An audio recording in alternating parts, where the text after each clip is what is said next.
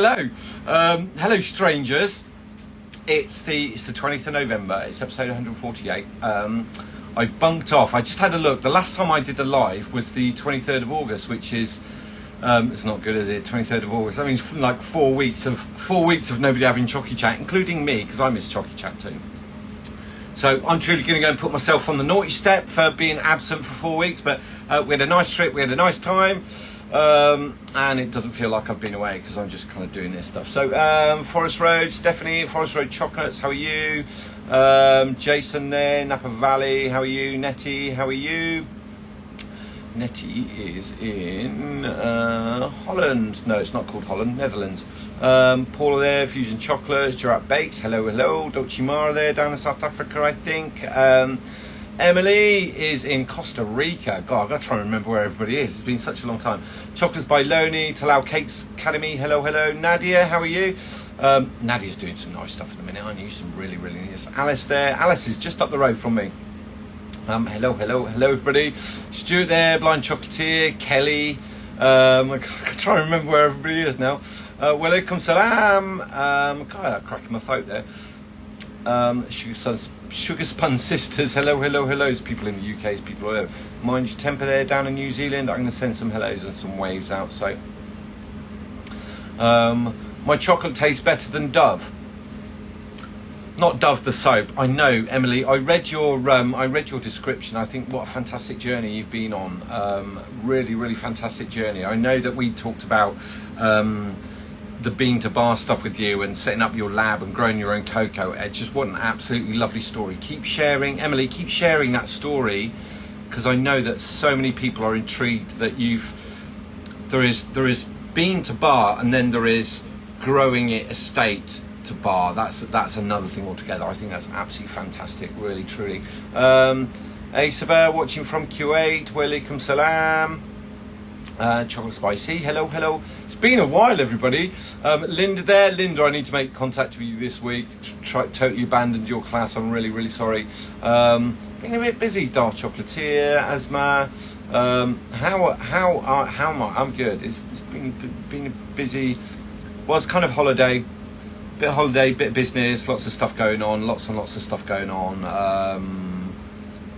You go away for a couple of weeks and it just like flies by, doesn't it? Absolutely. Before you know, you've got to get back on a plane, right? So, but it's nice. We had some sunshine. I avoid the sun, which is why I don't have a suntan. Who else? Julia Ritchie, how are you? And Christine Hindle. I'm doing really good. Christina is up in the W Edinburgh, so very talented pastry chef. Very talented. We did have a wonderful time off. Ate too much. Rested a lot. I didn't rest at all. Ate too much. Yeah, it's nice seeing family doing all the nice things, right? So, Linda, you coming to the UK Monday? Okay. Sunday's probably not a good day then, is it? Anyway, who else we've got? I'm going to send some waves out there. So, everybody's been looking at all the stuff that people have been posting. There are lots that are trying to well and truly back into the swing of it, right? And it's so nice to see so many kind of new things going on. People put plans together, people doing bits and pieces, testing designs, testing flavours, posting things. It's really good. It's very encouraging. So, chocolate by Neander. Yeah, finally back to normal Fridays. James, thank you for the fast shipping. Yeah, you're welcome.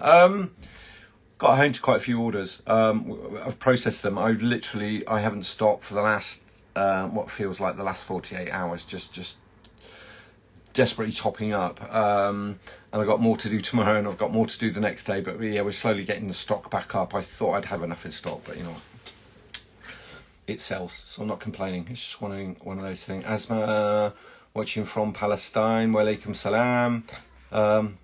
Yeah, just topping it. Yeah, it's a nice bit. I think people I said this to Billy earlier. I got lots of messages saying, "Oh, you're doing Chocy Chat tonight," and it was trying to find somewhere where I could kind of have the quietness, and then also if I'm asked a question, like, could I answer it, and did I need anything behind me? And it's very easy to do a Chocy Chat from somewhere else, but I like this is my little comfort space, right? This is my lab. This is where I don't do all my work here. We have another workshop where we make butters and do all those bits and pieces. generally I teach from in here, and I will do some of the packaging, and I'll make chocolates in here as well. So this is my little kind of man cave, right? This is where all the cool stuff is. So I miss doing Chocy Chat as well. I miss seeing everybody, and I think it's worth saying that, like, I don't get to see my friends, and I don't get to speak to all the people that I call friends on a Friday night, right? I think that's fair to say. So, chocolate creams, hello. The colour of your new boxes look great. Are you having them manufactured in Jordan? I'm not going to know. They're being manufactured in China. That was a different manufacturing process that we were looking at. So there's multiple things being made at the moment, and we're analysing those against other products and other things that are going on, including presentation cases. I've got so many other things going on. I was going to share this on a post earlier. So I got the labels back for the Aisha Cocoa Pearls, and there is a little scanner that's on there. It's a little QR code that you can scan. That'll take you to the website when the new website launches. It'll tell you all about the cocoa pearl. So a lot of what we've been doing, visiting, meeting retailers, talking to people about moving into different or separate markets, or newer markets for us, or markets that we want to kind of reach but we need to leapfrog through in other countries. So kind of been doing all that. Hello, Alison. As much cardamom. How much cardamom can I use in a chocolate batch? I'd be really careful with cardamom in chocolate. Cardamon's one of those things that you love or hate. I'm not a fan. I've been out in the Middle East, and they put cardamom in the coffee, and for everybody that knows me there, we'll get coffee that hasn't got the cardamom in, because I'm just not a huge fan. You know, like some people love coriander and those that don't. I don't like cardamom. I think you have to be very, very careful with cardamom. It's very, very perfumed. It can give a subtle taste, but too much and it's just, you destroy all other flavours, right? So yeah, you can put it in. Just be very, very careful. I do a test batch, and I think it's nicer to have.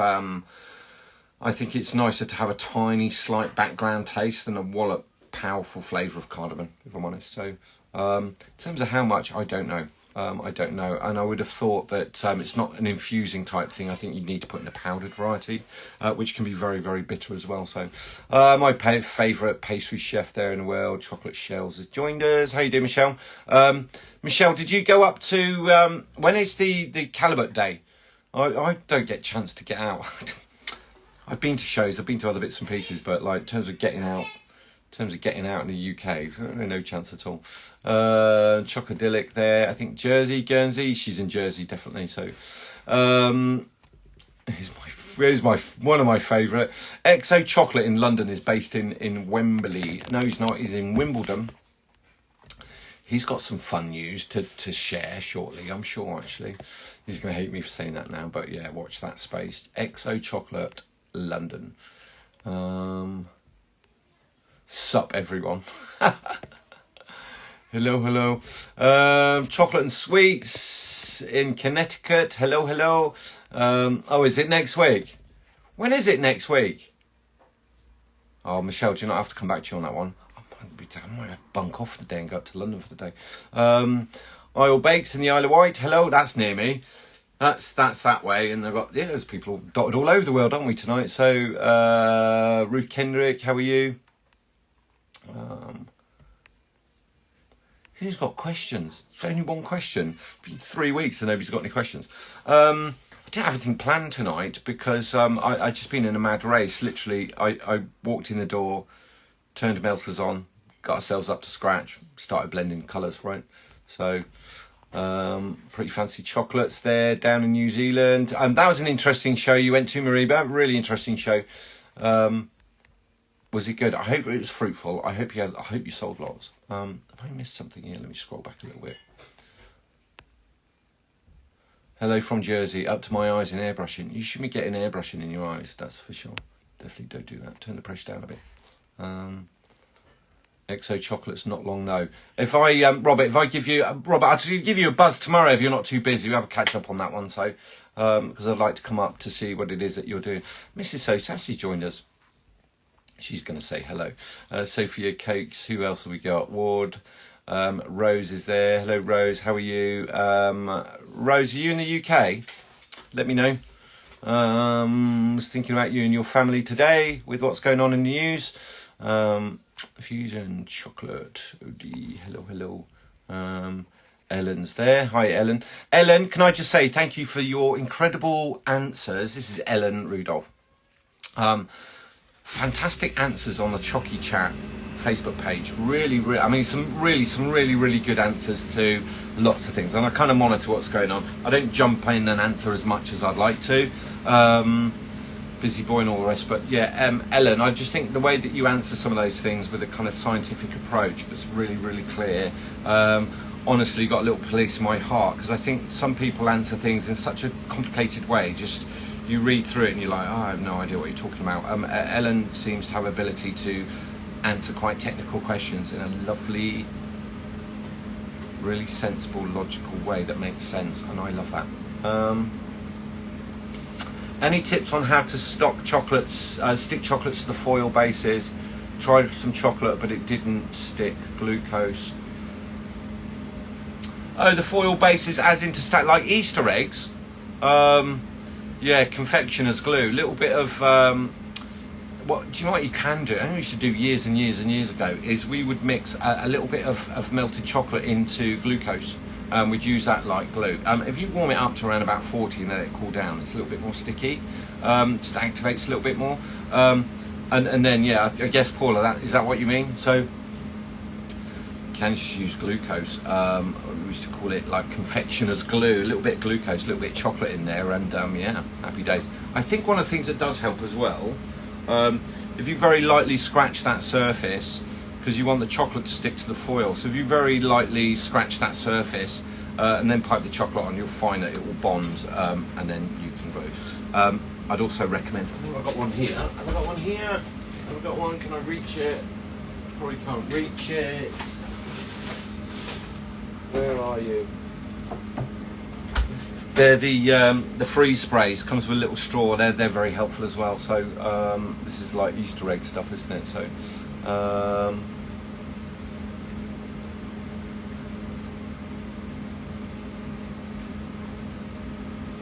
anyone UK get that 40% UHT cream and know the price? What's that? Did I miss something? 40% UHT cream?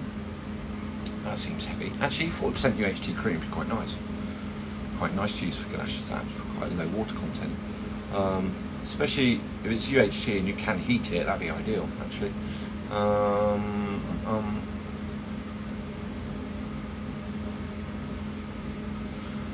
Okay, yeah, Paula. So I saw the Christmas trees.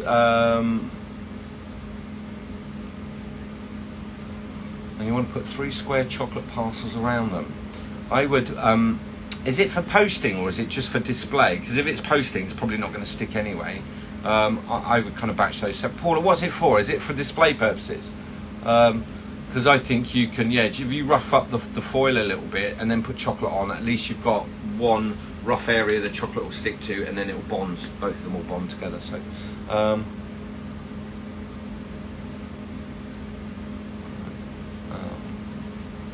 I think the other thing we should say is that I don't think my wife will mind me answering, but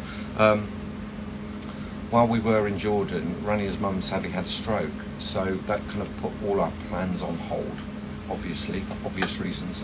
So there was a lot of time. She's recovering now. We were kind of glad we were there, truly, both of all of us.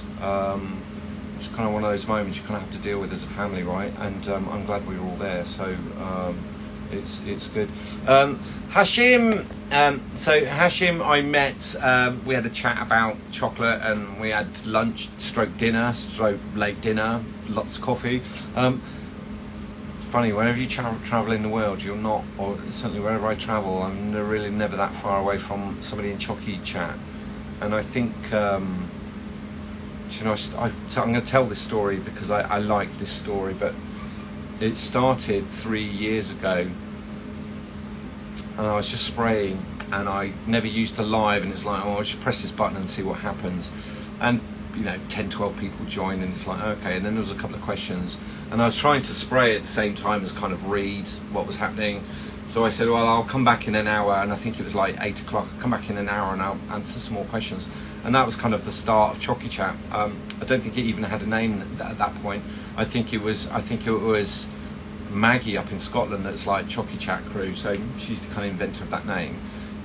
All this time later, I know there are people connected all over the world that chat to each other, maybe because of this little thing that we do, or the group that we have, and it is truly amazing. I'm always inspired by what I see, and I'm always inspired. You go and have a look at that hashtag Chocy Chat Crew on Instagram, and just go and see all the posts that are in there, and it's like, it is absolutely mind-blowing to me, and it should be for everybody else, because everybody's sharing what they're doing, and the pride to be able to say, well, you know, hashtag Chocy Chat Crew, and post what you're doing. Some of it's about colours, some of it's about new stuff, some of it's about new beginners, and then also I'm always very wary of the fact that everybody is helping each other. That makes the world a good place, right? That makes the world a very good place. So just for display on a clear box, like an Easter egg box, yeah, as I said, Paul, I'd do that. So what's the best way, the most productive way when making fillings? I know chefs have good ways. The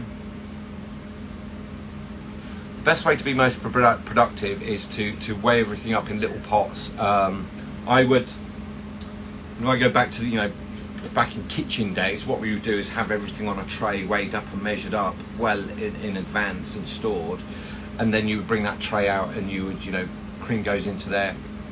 We'd even weigh stuff in pans, so cream and glucose would be weighed into the pan, so I haven't got an extra little tub. I know that like people will weigh lots of, so dry things we used to put in little tubs. If we needed to boil cream and glucose and invert sugar together, we'd weigh that in a pan, and it would just be on the side on a tray with all the dry goods in. If we needed to weigh sugar, we put the sugar, say we had to weigh sugar and glucose, the sugar would be in a bowl with the glucose on top, and you'd flip the sugar over the top of it so that you can tip everything out, so you limit how much like general cleaning you've got to do. I think it's about knowing your recipes with production. It's knowing your recipes and having everything laid up. I think that's the trick in kitchens, is it's being super organised. It's knowing how much you need to make and having it all weighed out and measured right. So Ritter do a 35% UHT. They also do a mascarpone version, so possibly strawberry red. Happy days, Stuart. I think that one's answers for you. Yeah, Hashim, it was lovely meeting you and a man and having a chat. And we sat on this rooftop. I was only going to go for a coffee, and it turned into lunch / dinner to like 6 hours later. We were still talking about chocolate. Views over a man with sunsets, absolutely beautiful. Like King's Palace in the background. Yeah, what a setting. Could have done Chocy Chat there, couldn't I? Seems like a month ago that now. Truly an amazing group. Thank you, Michelle, and you are definitely part of it. I like how helpful people are. Don't worry about competition. Never worry about competition. Do your own thing. Billy posted something today on the site, and it was on the Facebook page, and it was he started doing lots of panning, right? And he's done these, and I think they're peanuts, if I remember rightly, and then he's done them in caramelised gold, the Calibut gold, and then polished them off as well. If I found those in a shop and I saw them, I would buy them. Right? Make things that people want to buy. Caramelised chocolate peanuts. What could go wrong? There's absolutely nothing to go. The only thing that would make that better is if it was like a hard salt caramel, like fudge in the middle, and then covered in caramelised gold. And then polished. If those are in a bag, I would buy lots of them. It's just like that ticks the box for me. That truly does. I'm not into this, chocolate from this, chocolate from here. I like the things that I like. I make the things that I think people like to buy. I make the things that I like making as well. I think that should be a lesson for everybody. And I think, like I said, don't be afraid of competition, because big ball of earth we're spinning on. I think there's room for all of us, definitely. Chocolate and Sweets is saying, what's the best low-cost way to airbrush my moulds? Do I need to buy a spray booth? No, first thing I'd say is, like, if you take my airbrush class, and I know lots of people have taken the airbrush class here. One of the fundamentals of it is knowing what pressure to spray at, and it is not a number, it's a visual thing. And I know it sounds a little bit code-like, but the dial that's on my compressor, I don't look at what that number is. It's not important. The starting number is important, and then we need to work out how much pressure. If I'm spraying huge amounts with the big Q system, like the big spray gun and the turbine, that jettisons out so much, there's a lot of overspray and it gets a little bit misty. Other than that, the little airbrush that I use, I very rarely, if I'm spraying 20, 30 moles, I won't, with one of those, I won't always have the extractor on. It shouldn't be getting that misty. If it's really getting misty, your pressure's just too high. We want enough air going through to force the butter through, but not so much that it bounces off the mold and goes all over your house or all over your workspace. And it's a fine line. I think plugging it in and cranking it up full is the worst thing that you can ever do. And I've done quite a few posts on it. I think, two of the biggest mistakes I see in airbrushing is the cocoa butter too warm. And the reason that's a problem is your mold is, let's assume your room is 20 degrees, right? Or a little bit lower. If we spray onto a 20 degree surface, cocoa butter will stick. So if we've got a cocoa butter that we're warming up to 30, 31, 32, I've even heard of, we're 4, 5, 6 degrees warmer than we kind of need to be. What you want to be able to do is spray it on there without it bouncing off all over the air, and also sticking. Your molds kind of need to be 18, 19, 20 degrees kind of maximum. Again, and the other mistake is just too much pressure. Like, there's no reason that should be hitting the mold and bouncing off everywhere. Turn the pressure down a little bit, and you'll get much cleaner results. I don't think, this is a question I get asked a lot. How long does it take to spray a mold? Depends on the design, depends on the cocoa butter, depends on your airbrush setup, depends on whether it's a 0.5, 0.8 needle. If I get the big turbine, I can cover that mold in probably 10, 12 seconds. If I'm doing that, 30, 40, 50 seconds, maybe a minute, I'm decorating, I'm not in a hurry. So at no point do I start measuring how long it takes to paint a mold. That's the bit that the customers are going to see. So why are you trying to do that in a rush? That's the design phase. Take your time. You'd never decorate a wedding cake in a hurry. Like, you just wouldn't do it. You want to take your time, because that's the bit that they're going to see. I suppose the physical element of that is baking the cake, right, and then just covering it in fondant. But actually, if you came to decorate it, there's no way you'd be doing that fast. Same with these in reverse. That's the decorative bit that they see. We want to paint it and take our time, so don't measure how long it takes. If it takes you an hour to do 10 molds, it takes an hour. If you try and drop that down to 30 minutes and they're an absolute mess, what have you gained? There's no point in measuring, how long does it take to spray a mold. It takes as long as you need to. You can speed up shelling, you can speed up filling, you can speed up capping, you can speed up putting boxes together, you can speed up putting the chocolates in. But that design phase where you're decorating, that's the bit that the customers are going to see. That's the bit that you don't want to hurry up. That's the bit you want to take your time. Be detailed. Make sure the designs are consistent all the way through that mold. Clean the mold down so that when it's sprayed, I've got one here. Here's one I said earlier. That's sprayed, but it's nice and clean, right? So we'll get to a point where the molds are nice and clean. We'll let them dry, leave them overnight, whatever it is that you want to do, and then we'll go through that mechanical element of shelling, which we can do quite quickly, because that's based on how much chocolate you can have melted, right? So don't think you always need a spray booth. I think you just need to be mindful of like how much pressure you're using, and do you need to do all that pressure. And then again, the airbrush class, for those that are taking it will know exactly what I mean. You don't need to crank the air all the way up. It doesn't spray faster.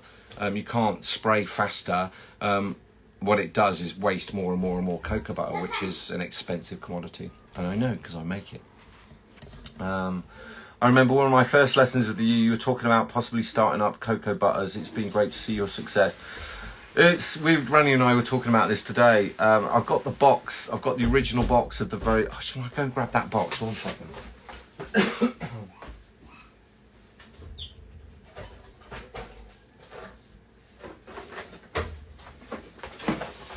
I'm gonna frame these one day. And put them in.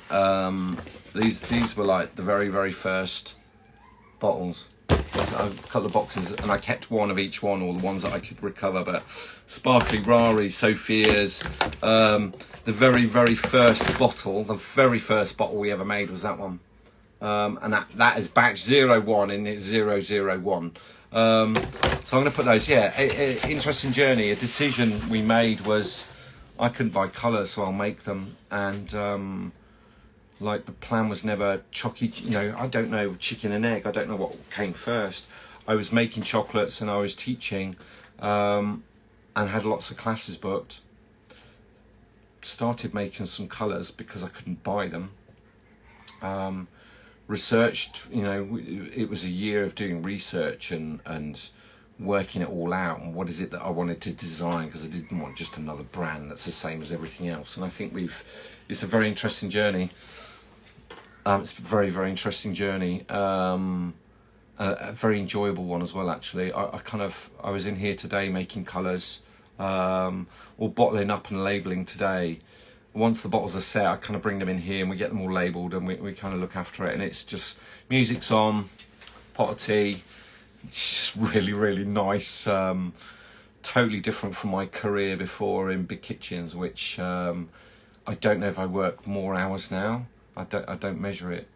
I'm enjoying what I'm doing, and I think it's quite obvious to a lot of people I enjoy what I'm doing. So, and it's lovely seeing everybody using the colours and using the products, and it's lovely seeing chocolatiers that have done classes, people in Chocy Chat that have kind of done classes. I've seen them at the beginning where they just couldn't get tempering right, to see them show me super shiny shells and stuff that they've done, and it's just I'm quite humbled by it all. I know I am truly grounded. I don't. Am I an expert? I've got mountains to learn. I think we're just scratching the surface. I don't think the fun stuff's come yet. So, yeah, I remember that chat, Jason. Because you were sat in an office with a view of the Napa Valley behind you, and I was trying to do a lesson, and I was trying to look over your shoulder to see what was going on. So, God, that's a long time ago.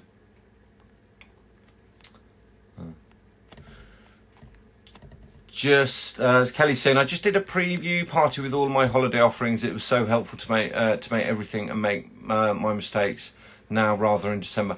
I saw that post, Kelly. That's really interesting, actually. Really interesting.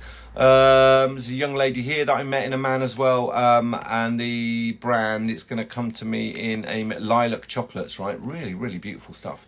Really. Young lady there doing amazing work in Jordan. Really interesting. And we just walked past. I met Hashim, and he's like, "Oh, we'll go to this place." And then we kind of got out of the Uber, and there's a chocolate shop. I'm like, "Oh, we'll just go in." And then we got to talk to the chef, and we were in there like an hour and a half before we even kind of went up to the restaurant. So, there's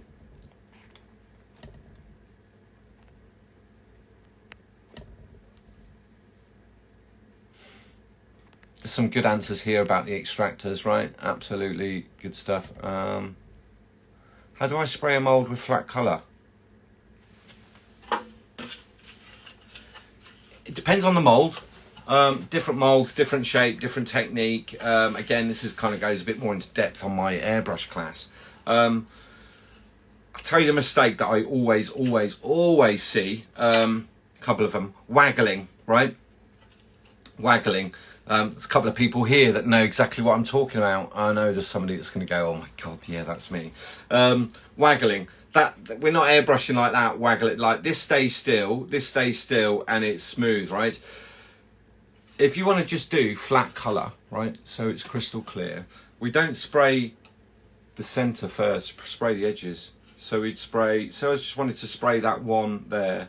I'd split this into 4, so we'd do a third, yeah? Turn the mould a third, do another third, do the last third of the edge, then we'll do the centre, Okay, if you spray the centre first and then try doing the sides, what happens is you blow all the cocoa butter into the bottom and you end up with a really thick layer, uneven layer. So we do the edges first and then we would coat the centre. Again, it depends on the spray setup, depends on the butter as well. Do you know, if you were spraying something like Aqua Shimmer, Aqua Lagoon, Breakfast Out, any of those, the type Bs that are really, really heavy, give you great opacity, it's much easier. If you're spraying something like the Rari Red, which is type A translucent, you have to be really careful that you don't get runoff and you've got all the temperatures right. You want to be spraying the type A's at the lowest pressure, at the lowest temperature you can get away with, into a mold that's kind of 18, 19 degrees. If it's too low temperature, you'll find that it just sticks and you get a little raised area that looks like velvet. That will always lead to chocolates looking dull. It's a balancing act, you know. The cooler your room, the warmer your cocoa butter, and then equally, like the warmer your room, the cooler your cocoa butter, and the cooler your room, the warmer the cocoa butter. So use this as a balancing act again with the brush as well. So, but the airbrush class goes into that. Like I explain it, demonstrate it, and then show you again as why and what's happened. So.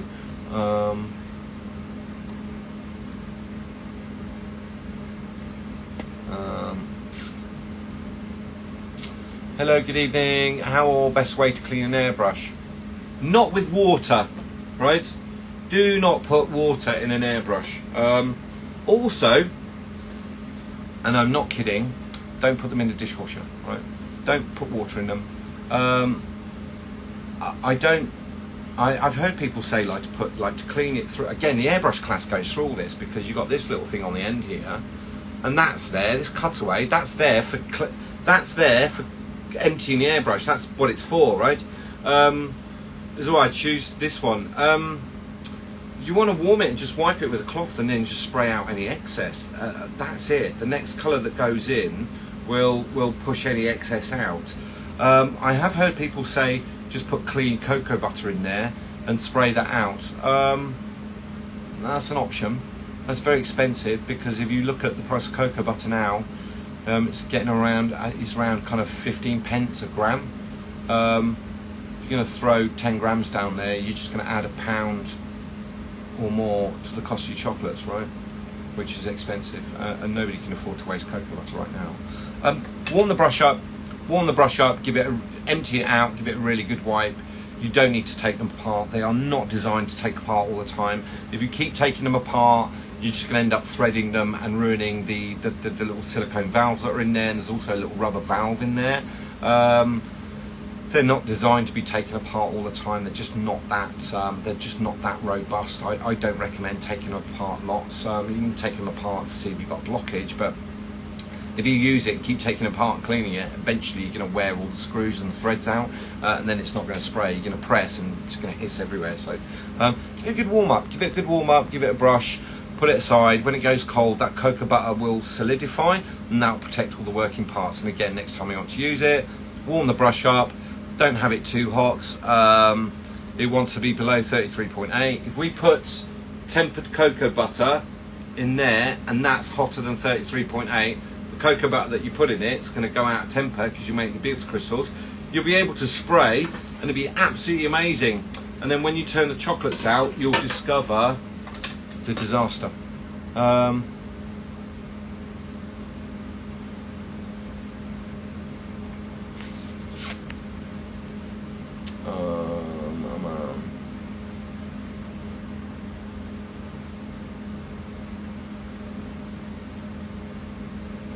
just reading. May chocolates in Switzerland. May, are you fully into your brand new chocolate lab now? I think you were going to give us a tour. I need to have a deal. You need to come on Chocy Chat. We need to have a chat. I'm going to give you a call about that one. So, thank you, Paula. I wouldn't be where I was without the support from everybody as well, right? Success ain't a one-way street. It requires. Look, I do not want to become this kind of corporate business. Not. We have a brand, we have a brand image, we have things that are happening in the background, we are launching new products, new websites, bits and pieces. I never wanted to have this. It's like the classes. Could I video them and sell them? I don't want to video all of them because I like meeting people and I like discussing some of the classes with the equipment that you've got, not buy the equipment I've got, then you can take the class. Just not my style. Never kind of wanted to be that corporate business, right? I'm working our hardest to make sure that we are bootstrapped, we're in control of everything, and then we're happily moving forward, expanding the product range and reaching newer markets. I think one of the things that I call so many chocolatiers when they're stuck, when things aren't happening. If I've got time in the day, I will literally do an Instagram call, and the number of people that I phoned because their airbrush isn't working, or the butter, or the this, or the that, or the other.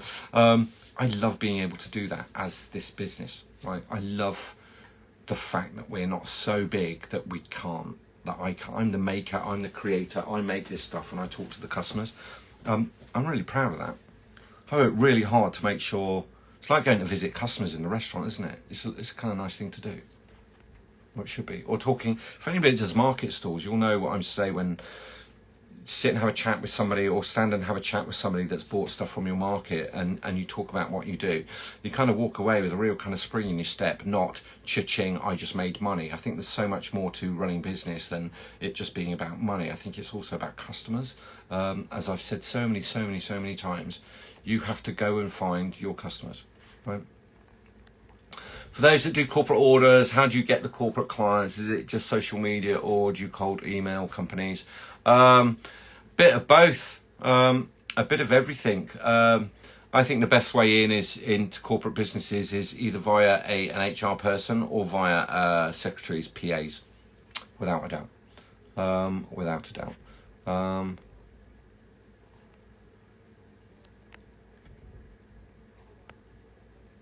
Can you talk more about storing bonbons after capping if one doesn't have a wine cooler? I noticed even when I put them in an airtight container, still find that texture changed or the shine. Hadil, the depends how cold the fridge is. There is no reason why. Let me get a box. He's like this one had chocolates in. It hasn't now because they've gone, obviously. We will make them and we'll store them, and we'll either cling film it really tight, or we'll vac pack it. Not crushed vac pack, but just gently sealed so it's airtight.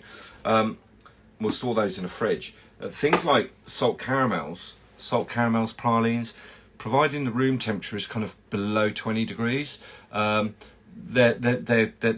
quite good stored for a couple of months at room temperature. Having said that, there is nothing wrong with getting them all into boxes like that and storing them all in the fridge. The only things that really need to freeze are ganache. I truly don't see the point in freezing pralines and caramels. But there's no point whatsoever. There's virtually no water content in it, and they're good at room temperature. If you get a texture change when you chill them, that could just be an imbalance in your like if you've got too much water in there and you chill them too fast. The fillings, particularly a ganache, they'll feel like it's got little kind of baby lumps in there that don't melt as fast as everything else. So there'll be a textural change in there. If it's not fully emulsified as well, you'll get like sugar breakout, and you'll get those little kind of bits. Has happened, not for a long time. It has happened. I think airtight in the fridge is absolutely fine, and if you can in the freezer, if you feel like you really need to freeze stuff, then I would do it that way. You got to, it's like that magic question is now. I was chatting to somebody about this the other day who's like, got a client who absolutely demanded that they have a 6-month shelf life filling, and it's like, where are they going that they need to last that long? Why 6 months? Why not 9 months? Why not a year? Why 6 months? Why is 6 months always the number? Is that you're going to make those in June so that you can use them in December? Are you making them in August so that they can be consumed by the end of January? Which one is it? So kind of got to decide, why do you want to store them? What's holding you back from making them nearer the time? Because I'll tell you right now, what holds you back is the number of molds. So the number of molds is what will always hold you back. Okay.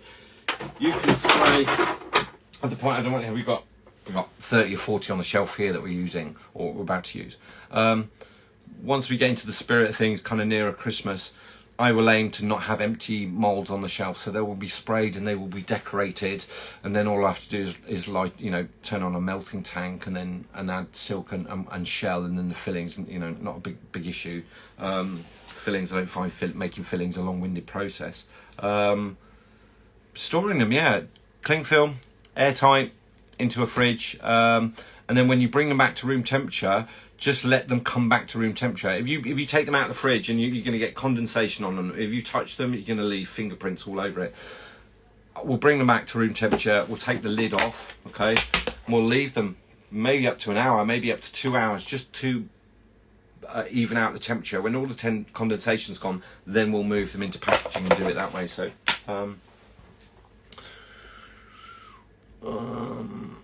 I've always been afraid of freezing my bonbons, but I'd like to make some in advance. What do you recommend or not to do? I think I've just answered that one. I create confections.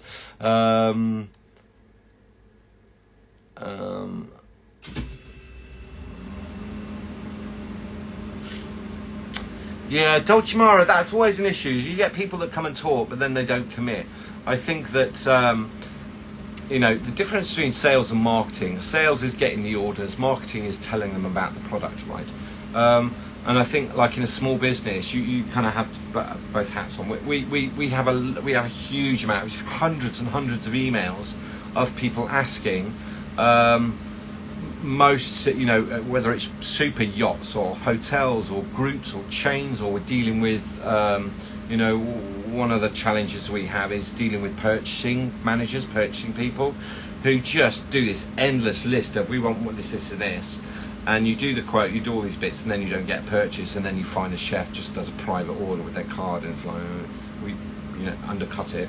I think you have to be quite aggressive with that, Dolce Mara, with that sales tactic of going back saying, can we revisit the quote? What's holding it up? What can we do to secure a booking? Would you like some more samples? Would you like this? Do you need me to explain any more? That's the sales strategy approach of how do I get that sale in? The marketing is, have a look at this, isn't it amazing? This is a story behind it. Marketing and sales are two completely different techniques, this is why they're always two different departments, right?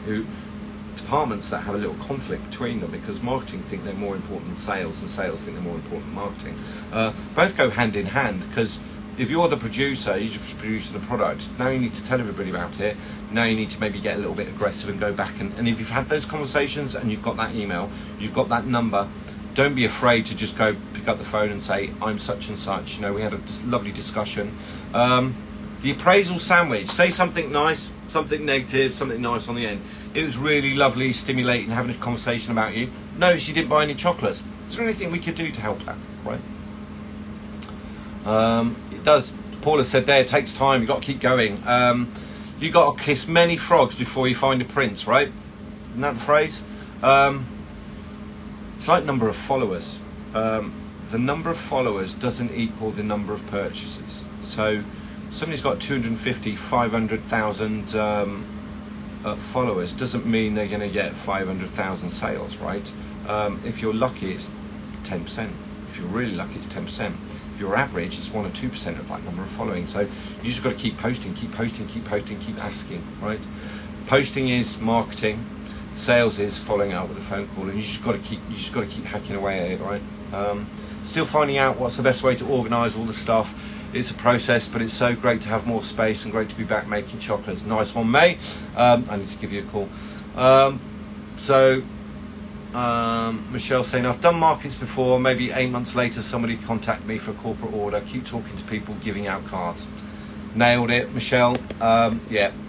You got to plant the seed, let it grow, and if you can get them to follow you so that they're, it's we always used to call it CAPE, right? Keeping in the public eye.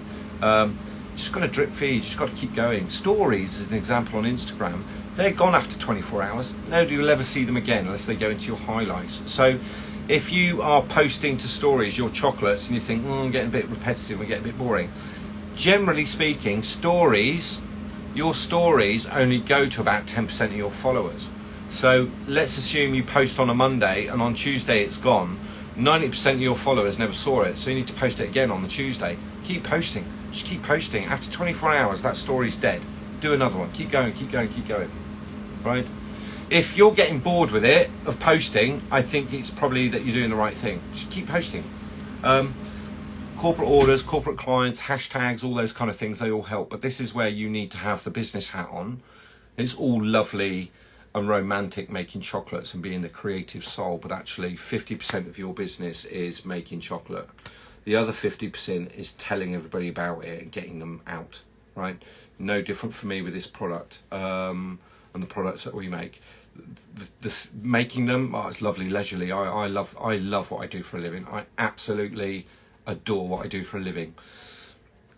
Packaging, selling, talking to clients, answering emails, it's just the bit that's like, okay, Mrs. So Sassy does a lot of it. She does most of it.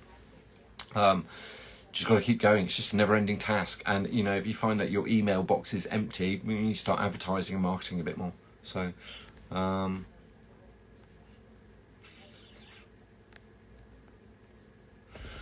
many times can you reheat fillings? Oh, that's a loaded question. If you're talking about ganache, you can make a ganache and I'd reheat it once. Okay. The reason is that we took a look about basic food hygiene.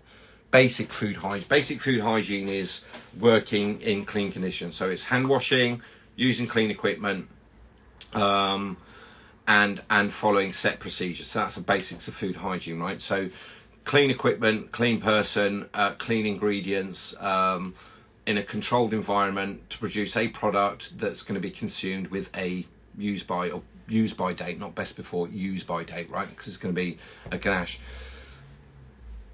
I think there's a couple of things that you need to be look out for with like food, and this relates to warming up ganache, right? If you've made a ganache and it's balanced, you can heat it once. Okay, heating it once is going to break some of the fat molecules. You'll need to re-emulsify it, but we've taken it into a danger zone. We're taking it higher into the danger zone because it's likely that you've taken it to about 40 degrees, 45 degrees to melt all the fats in there. Danger zone. So if we've got cream in there, regardless of it being UHT and all the rest of it, contamination, right? What causes contamination is bacterial or physical. Okay, bacterial can be floating, so it could be sneezing, coughing, but also could be physical as well as dust, right? If we've made a ganache in a pan and we've heated it up, we've emulsified it, we've boiled the cream, we've put it into a piping bag, we've let it cool down, it's in a protected environment in a piping bag, then the excess gets put into a bowl. Okay, the bowl could be contaminated, so we'd hope it's squeaky clean, and then it's cling filmed and it's wrapped and it's put into storage. The next time we warm it up, any bacteria that was in there is going to be activated. Okay, because when we put it in the fridge, it doesn't kill it, it just lies dormant. Okay, same as freezer, it just lies dormant, so it's not multiplying, it just lies dormant. The challenge with heating it up a second time is if we've got dust in there, we've got other physical contaminants in there, particularly talking about spores. Okay, so spores, there's one that's called Clostridium perfringens, right? And it's found in house dust, it's found in dirt. First time we can eat it and probably not be we won't be unwell, right? But if we eat it in food, there's things like, big ones, rice, pasta, dried pulses, those kind of things. If they've got dust in there, when we heat those up, those spores crack open and then it produces a toxin. The danger of heating a ganache a second time is that, I'm trying to make this as low scientific as I can. The first time we heat it, it goes into a controlled environment and it's piped, okay? Then it goes into a pipe. Don't store stuff in piping bags, that's nasty. Just the price of a piping bag, they ain't worth saving. They're disposable, squeeze them out, get rid of it. But we would empty that contents into another bowl and risk contamination. Then it will go into a fridge covered, I would hope, protected from any other contamination, dust and what have you, and then it's chilled, so we slow down biological growth, right, or bacterial growth. The next time we warm it up, we take it into a danger zone. It's then we would introduce a spoon, a ladle, a stick blender. They've all got potential contaminants in it. And there's a danger that we're going to add spores to it, or there's a danger that we're going to activate more bacteria in it. And I think the second time that you heat ganache, you're going to be right into the area of a danger zone, like well and truly into the area of a danger zone. Not something I'd recommend to heat ganache twice. I wouldn't heat anything twice. I honestly would not heat anything twice. the yo-yo of going in and out the fridge and in that danger zone. And the danger zone starts after 8 degrees, all the way up to 63. So the most active is around about that 40, 45, where bacteria is the most active. And it's binary, because 1 produces 2, produces 4, produces 8, produces 16, 32. So within the space of kind of 30, 40 minutes, you can have millions. You then don't want to introduce that to a chocolate shop and then cap it and sell it. So measure the ganache. Work out your formulas so that you've got like I do this habitually, right? Another mould that I sprayed earlier. We make enough filling for the mould with a little bit left, okay? And when I say a little bit left, it might be enough to do 1 or 2, and I don't mind wasting that. What I don't want is half a piping bag, because that's pure waste. And what am I going to do with half a bag? Nothing. Same with caramel. We make caramel in advance. It's chilled, it's in tubs. We will weigh out what we need and warm that up. What we don't do is warm the whole lot and then kind of have a guess at it. So it is purely basic food hygiene. Don't reheat them more than twice. Just reheat them once if you need to. Much nicer to make them and use them. And any leftovers, warm them once. That's more than enough. Anything after that. Can't get my fridge between 10 and 16 Celsius, so my fridge is cold between 3, but that's all right. If you're storing chocolates between 3 and 6 degrees, that's fine. It's very cold. It's not far away from frozen. When you take them out, just leave them at room temperature. Just leave them alone. Put them at room temperature. Take the lid off. Leave them to come back to room temperature. They'll be absolutely fine. You will get condensation. If I take, I've got any in here. I've got any in here. I have got chocolates in there, but they're not mine, so it wouldn't be fair to share them. We've got some more testing to do. When you take them out, you'll see they're really shiny, and then slowly this mist covers over it. That's condensation. That's the point where you don't want to touch them. So once you've seen all that mist disappear, that condensation's gone, they're good to touch. They come back to room temperature, right? As long as your room is kind of 20-21, they'll be more than safe. So. Yeah, let thin chocolate, let it come back to room temperature.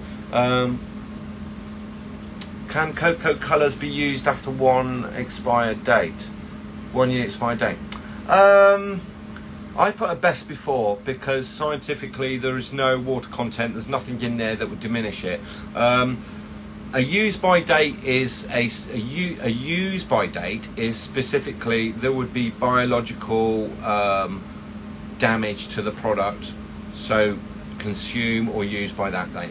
The best before is measured against other things, so I put a best before date on mine. I wouldn't recommend keeping them for a year. It depends on what state that they've been kept in. If they've been sealed and they've been melted and they've been kept in great condition, away from humidity and all the rest of it, I can't imagine there'd be much change to it because there's no water in it. However, you kind of don't want to use things that are best before.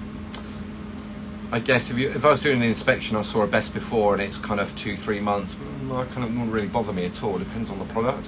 If I've got a best before and it's a year, be like, you need to have a look at your stock control and why have you got a product that's a year out of date, or why are you purchasing something, or why have you got something in stock that's a year out of date? What's the reason for that? So it just shows, as a food inspector, it would just show a lack of procedures in place of taking food safety seriously. All right, so it's your call. It's absolutely up to you. I can't tell you whether you can or can't. I think if it's got a best before date, within reason, right? If it's a use by date, no, you cannot use it after that date. That's a scientifically proven. The product will diminish after that date, right? So, what goes well with macadamia? I've made some butter, but I don't know what to do with it. Maple syrup. Maple syrup and cinnamon is really nice. Macadamia is really nice. When you make a nut paste with macadamia, they're they're quite thin, a bit like cashew, right? They're makes a really thin paste, so you can actually get like a really soft filling. All the spices, anything that's kind of, if you think about winter warming spices, so cinnamon, ras el hanout, even vanilla. You can get some lovely flavours in there, but you also get matcha will blend with it really, really well. Do you know what, Andrew? Do you know what, and Styling Chocolates? Andrew's up in Aberdeen. I think he's still up in Aberdeen. If you get some of the nut paste and then get the stuff in your cupboard, you get yourself a spoon, right? This is what we used to do in kitchens. This is how it works. We put a little bit of the nut paste and maybe do a little pinch of cinnamon and a little bit of maple syrup and give it a taste. Put a little bit of melted chocolate on it and do the tastings that way. I know I worked for one very, very, very famous chef. Before anything went on the menu, we'd have to put all the elements on a spoon, and we all lined up in the kitchen and we all ate it, and he would gauge everybody's reaction. And Louis saw lots of people pulling faces. It wasn't even that, like, not even bother developing that. If none of you like those elements on a spoon, how are you going to make it work on a plate where people are paying £70, £80 for one single plate, right? Do that. Yeah, there's a good one. Orange zest, fennel pollen's very interesting. I like fennel. I love fennel pollen. Orange and fennel pollen is really, really nice. If you've got fennel growing, just leave it to completely seed. This is Tommy. Just leave it to completely seed, and you'll see where those flower heads were. If you put a plastic bag over and give it a really, really good shake, you'll find what looks like this really fine orange powder come off the fennel flowers, the dried ones. You have a smell of that bag, and it's like, that is absolutely unbelievable.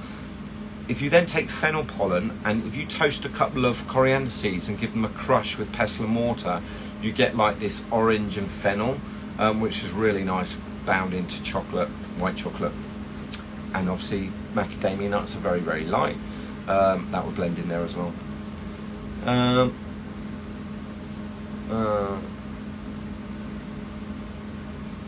Chocodilic, yeah, you could do that.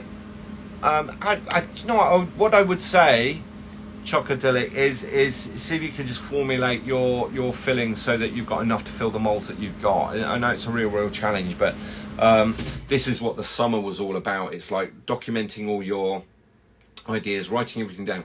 Like if you've got a formula for a ganache, if you know what the weight of the mold is and you need to make, I mean, we'll call this one, we'll say it's 290 grams, but we'll call it 300. Whatever you've got, if it's, as long as it's in grams, you'll be able to fractionalize that to give you the weight of a 300 gram mold, right? That's 290. I probably want to do 310, right? For that, I don't mind having 20 grams left over. What I don't want is half a piping bag. That's not good at all.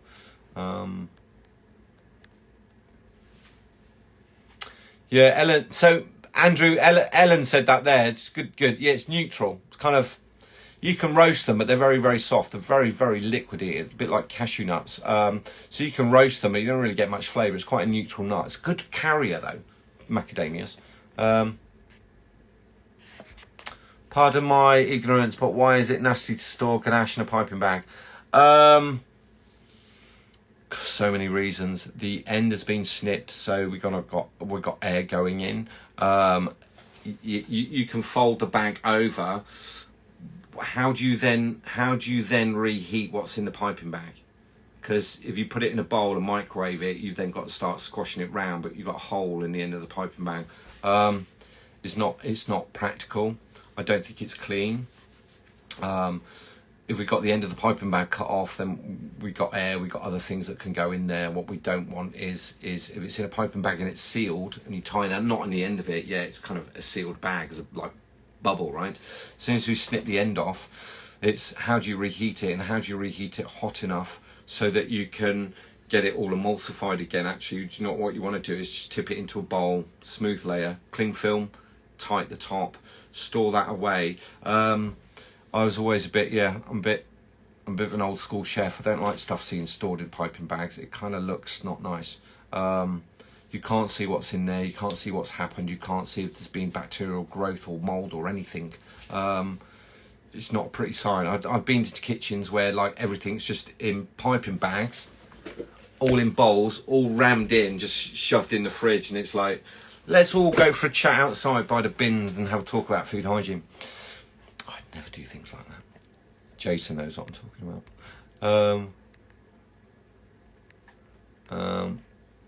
Wait. I missed a question. Oh, it's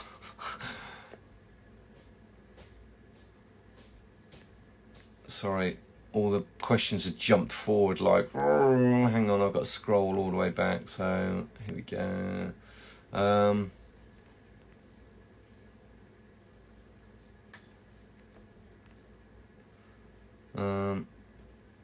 Emily, ask that question on Chocy Chat Facebook page. You'll get some good answers and you'll get some links to that.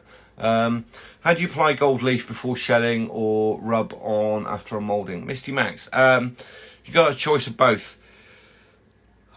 Putting it in the mold, like putting gold leaf in the mold, you need wooden skewers and you need to be prepared to waste a huge amount of it, because if you get it on your skin, it sticks. If there's any static in that mold at all, it just goes absolutely everywhere. I think the nicest way I've seen is being put on afterwards, because you just got a little bit more control of it. Putting it into cavities, if there's, like I said, if gold leaf, if there is the tiniest amount of static nearby, that stuff floats off and sticks to anything and everything. I'd rub it on after a moulding.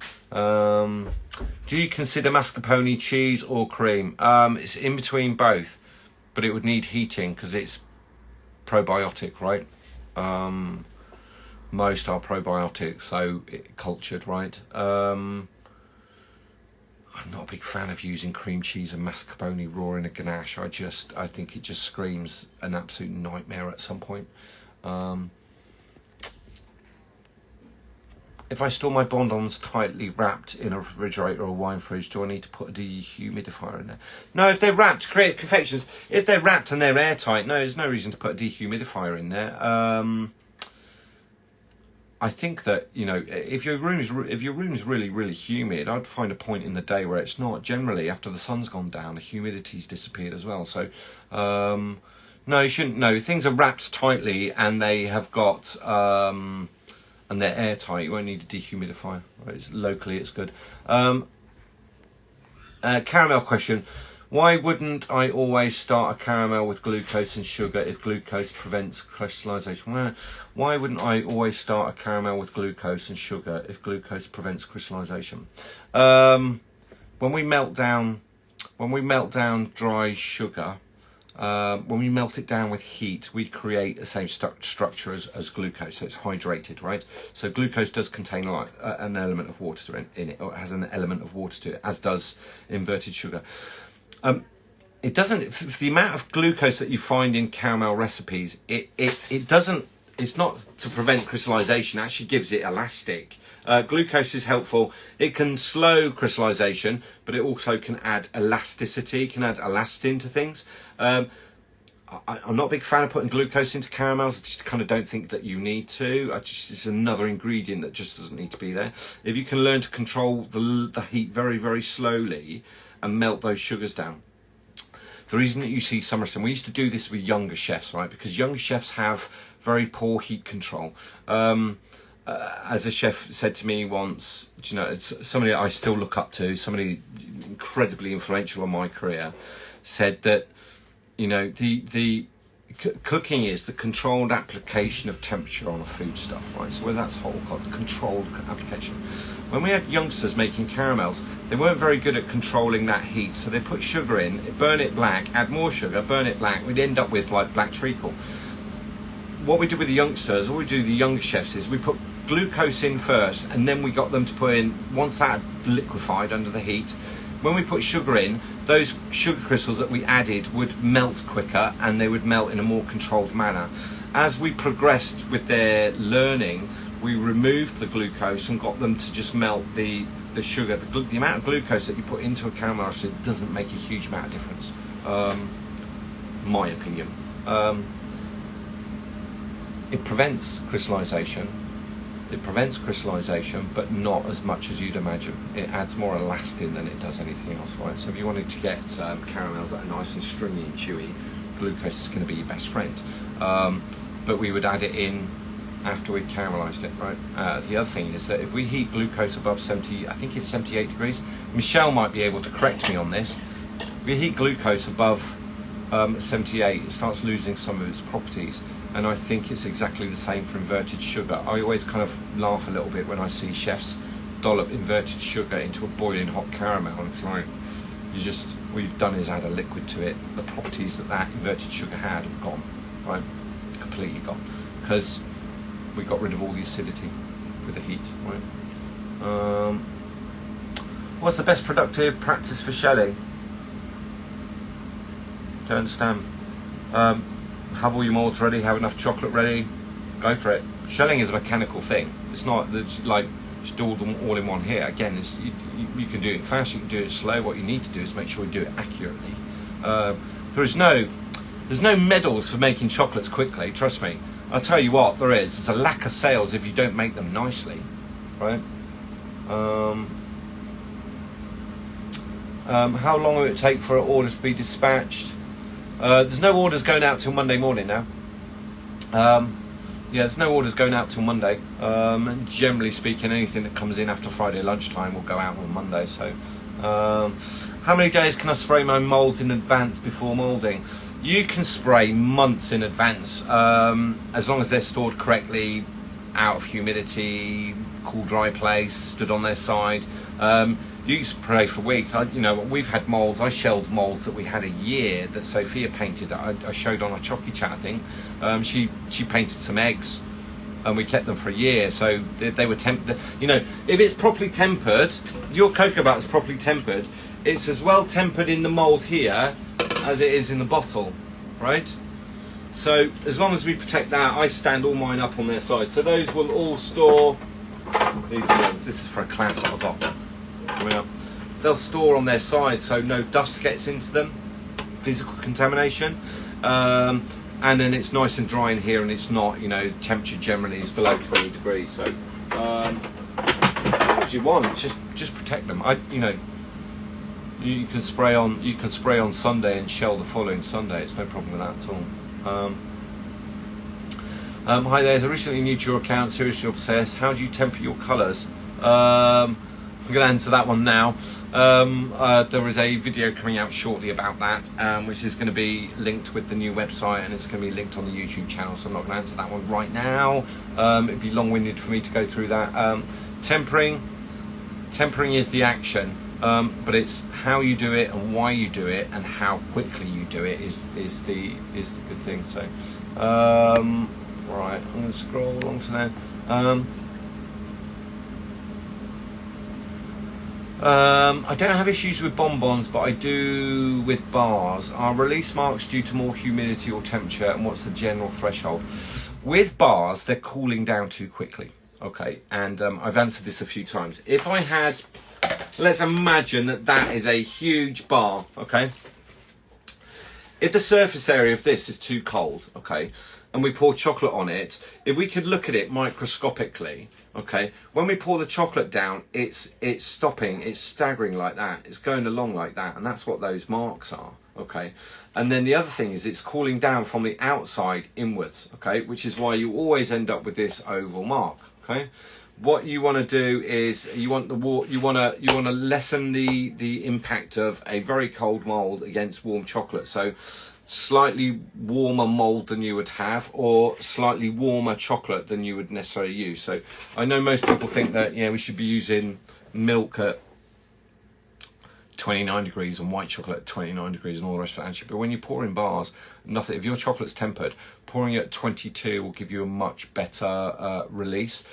We'd leave them at room temperature until they start skinning over, and then they're just going straight into the fridge for 5, 6, 7 minutes.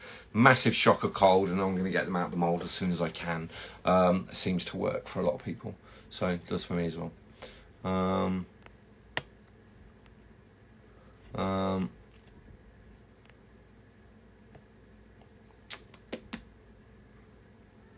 Right, it's 9:38. It's lovely to see everybody. Thank you for all the questions. It started off slow, and then it's like big juggernaut of questions. I hope I've answered lots there. I will share this onto the page in a minute, and then at some point tonight I will share this onto YouTube, so that we put it onto YouTube.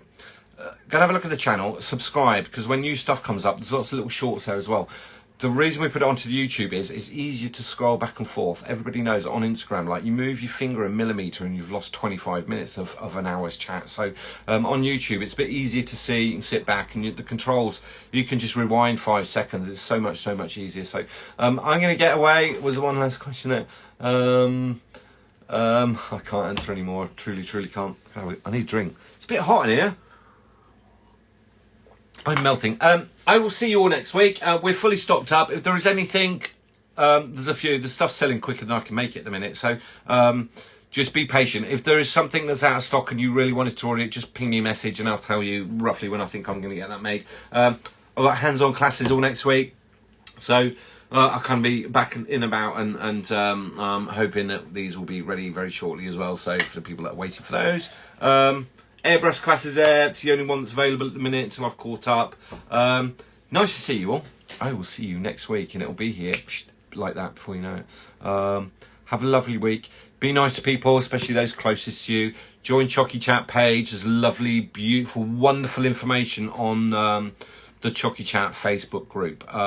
Really wonderful, logical answers that are very helpful. All right, so I will see you all in a week's time. Take care, everybody.